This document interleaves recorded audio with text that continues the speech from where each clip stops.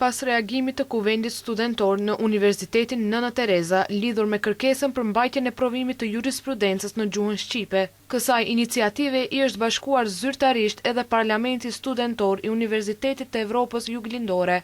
Gjatë një takimi të zhvilluar mes kryesive të dy parlamenteve studentore, kryetari i Parlamentit Studentor në Universitetin e Evropës Juglindore, Besian Rexhepi, iniciativën e cilësuar si legjitime dhe të bazuar në të drejta të garantuara me ligj. Ai ka konfirmuar se Universiteti i Evropës Juglindore do t'i bashkohet plotësisht mobilizmit të studentëve për protestën e paralajmëruar, si dhe nismave të tjera të përbashkëta që synojnë realizimin e kësaj kërkese. Sipas përfaqësuesve studentor, ky bashkëpunim përbën një hap të rëndësishëm drejt unifikimit të zërit studentor në mbrojtje të së drejtës për përdorimin e gjuhës shqipe, e garantuar me ligj të posaçëm për përdorimin e gjuhëve. Kujtojmë se 385 studentës shqiptar të fakulteteve juridike në Republikën e Maqedonisë së Veriut kërkojnë që provimi i jurisprudencës të mbahet edhe në shqip. Megjithatë, ministri i drejtësisë, Igor Filkov, ka vendosur dhe deklaruar që provimi të zhvillohet vetëm në maqedonisht, duke theksuar se njohja e kësaj gjuhe është e domosdoshme për punën në institucionet dhe gjykatat e vendit.